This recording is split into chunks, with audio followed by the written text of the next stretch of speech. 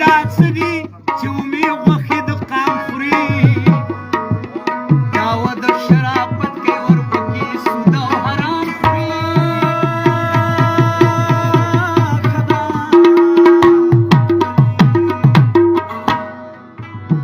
و د درد امسایې چرګو چرګوړی شا مدام خوري ښایسته هلک چې ویني وایي که دا مې خدمتګار شي وایه رښتیا راباندې سر به مې په دار شي د ده په لاس کې